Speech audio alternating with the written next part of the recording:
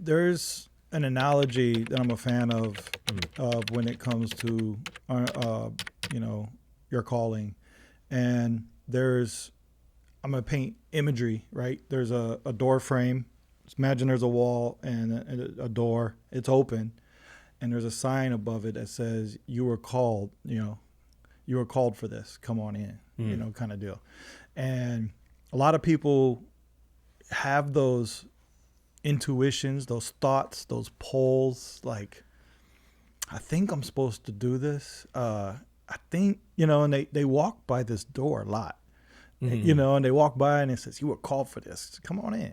And you're just like, man, I can't give this up to go in there. Or, I don't know if I have what it takes to go in there. I don't know if that's for me. I don't know if my partner will be in agreement. I don't know. There's all these like I don't knows that kind of come up, or like maybe even fear, just whatever it is. But you just don't give that door too much attention, or you kind of maybe get close enough to peek in and like wait a minute, I can't really see what's going on.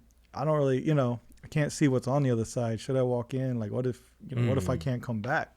And so that's just the analogy of a lot of times people, they don't really know what their calling is, or what they feel these pulls and things that we've been parented in life, and these desires and passions that's just been growing and formed in us are purposeful, right? God knows what he's doing when you're like, man, I love cars. There's a reason. Like, oh, I love sports. There's a reason. Oh, I love that song. There's a reason. God is on this, where the wind blows, on this path to parent us, to prepare us with these desires. And in the book where, I talk about, football and different things in my life that I share personally in there. Those were just examples of God parenting me, and giving me these passions and desires and just bubbling. And so one day when I came to that door, I went in, and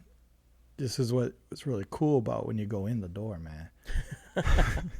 When you actually walk in the door and you turn around, it says you were chosen for this.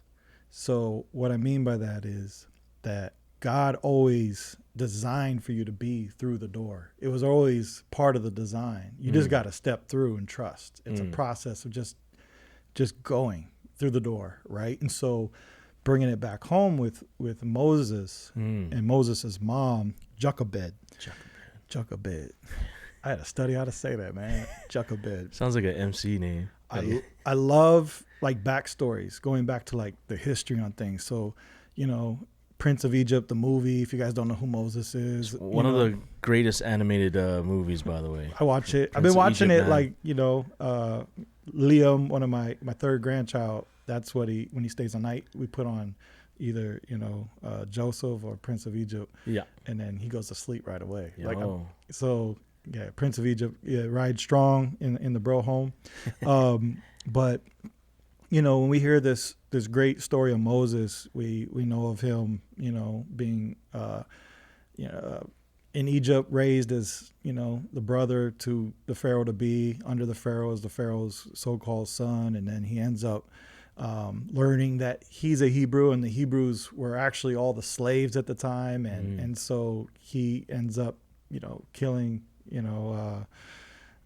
slave master, and then leaves, and then God brings him back, to save. And there's this awesome, amazing calling on Moses, right? But I want to know the origin, like, the history. So how it all like started and birthed, that's like the cool stuff for me. And not saying like what Moses didn't do is cool. It's just like watching a great movie and trying to know the history, right? So going back, Jochebed, Moses' mom, man, she was dope to me. Hey, come on, like, man. Because you got to think, man, this is in a time where, speaking of Joseph was second of command of all of Egypt, if you don't know his story. And he was able to bring in all the Hebrews into, Egyptian land. And so the Hebrews were just multiplying faster than everyone else. And then the nation was just growing, man. And so the new Pharaoh coming in was like, man, we got to control this. Too many of them. There's too many of them. So they oppressed them, put them into slavery and whatnot. But they just kept growing still. It was just getting out of control, man. And so he was like, all right, we got to put a law in place that we kill all the sons, all the boys. They got to go. But because the midwives feared God, they were still like, man, we ain't killing the boys. And so it was just, it was still happening. It's like it couldn't be controlled, but the enemy was definitely trying to like wipe out any boy there was. So we just got, we're just gonna kill this thing, right? And so at the time and that season, man, Jochebed, the mom, and I will just use mom, right? So this mother has a baby, and the baby is actually a handsome boy. It says that. It was like, it was a pretty boy, you know, like, oh man, now even more so, they're really going to want to like, you know, get rid of my baby. It's not like an ugly baby. Because if you got an ugly boy, they're going to be like, oh man, we ain't worried about it. You kill all the handsome boys, all the ugly ones. We can use them, you know. I don't mean to laugh about that, but it does say he was a handsome boy. He was a handsome boy. She hid him for 3 months. 3 months. Can you imagine a mother hiding your baby, knowing that they're out to kill your baby boy, and you're hiding him for 3 months? Yeah. And then I bet she felt some kind of fear of, or, you know, like a umph to know that, hey man, like, I don't know if I can hide him any longer, you know? And so she was able to build a boat. little boat, but but something that could actually float. She had the knowledge and the wisdom to grab papyrus reeds, put them together, get asphalt tar, fill it up, not only to get it to make it work and float in the Nile River, but actually put it in a place behind reeds so alligators want to eat the boat and the baby as well. So now when I look at the origin of like this, I'm thinking, man, okay, this is not like in the scriptures or any kind of history text, but this is me movie making in my head.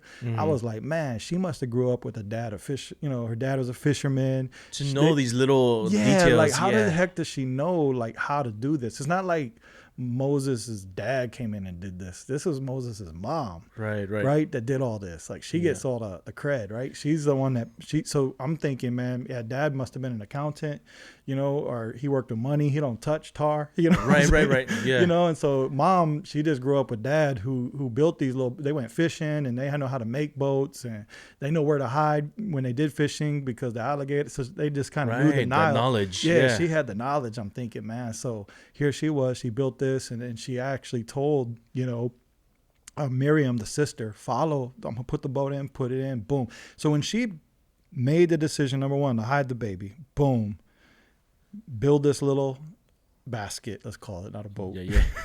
Little basket. I call it a little boat, man. And she put it in the stream. That was her walking through the door of her calling. Little did she know, man, that her calling to walk through that door at that moment, can you imagine any other moment? Let's just say she put the baby in 3 hours later. Yeah. She would have missed the Pharaoh's daughter coming down to bathe in the Nile to catch. The timing of everything is just phenomenal. Yes.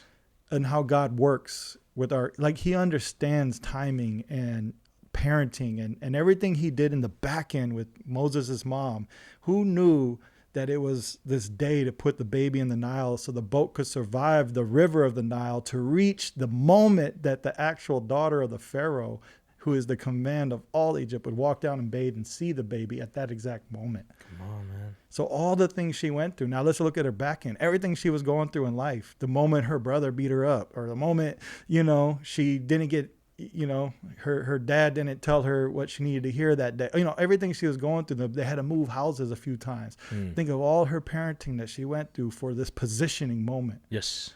Is like what blows my mind. But then at that moment, when Miriam goes down, and then Miriam is there to see the Pharaoh's daughter come down and say, oh, this beautiful boy, we should keep it. You know, I like this boy. It's handsome. You know, it's not ugly. And then Miriam speaks out, because they were like, oh, we need somebody to take care of the baby. Yeah. And Miriam, they don't know it's the sister. Like, hey, I know somebody. And then brings mom right back. And in that moment, when mom actually gets to hear the story of the baby being saved and coming back, being able to nurture it, that's let go, let God, man. That's that moment, Ray, that she had to let it go. But you see what God did? Brought it right back, baby. Brought it right back. I'm stoked, bro. Let's go. So that's how our calling works. And when she got the report from Miriam came back. Mom, can you imagine that report, Ray? Mom, you won't believe it. The Pharaoh's daughter happened to be bathing at the same time that the baby was going by. And then mom was probably like, oh, freaking out. Like, oh no. Like, that's like, I just did the worst thing ever. Yeah. I'm hiding the baby from the Pharaoh, and I just gave the baby to the Pharaoh. And she's like, no. Remember, it's handsome. The baby's handsome. You don't need to worry. And so because the baby was but she's like, Mom, look, not only did she have empathy and love for the baby and wants to raise the baby as her own, our baby that you had didn't have a name yet. The daughter of the Pharaoh named the baby Moses. I think Michael, name of Moses, means something found in the water, I'm guessing. I don't know, maybe we can look it up. We'll post it up. Yeah. But can you imagine the mom hearing the news from Miriam, the sister, to say, not only is the baby saved, but I got you to actually nurture the baby too. Dude, that's wild. Be there for your baby, And so at that moment, I think is when Jochebed was like, she knew she was called. She stepped through that door, that calling, and she knew she was raised for that moment to make that little basket. She just knew what to do. No hesitation. I know what to do. I got to do this, and this. And just out of faith, who knew where it was going? Boom. But the moment she got called back and got to hold the baby again to nurture, it was the moment she looked back at that door and said, I was chosen for this.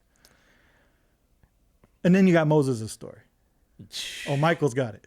Drawn out of the water, saved from the water. Saved from the water, drawn from the water. That's what Moses means. So, yeah, that's why it was very important for me to share that story in the chapter. Because the wind blows, man. You don't know where it's blowing. She didn't know where where it was going to go, but the trust, the faith, the patience, was a big part of it.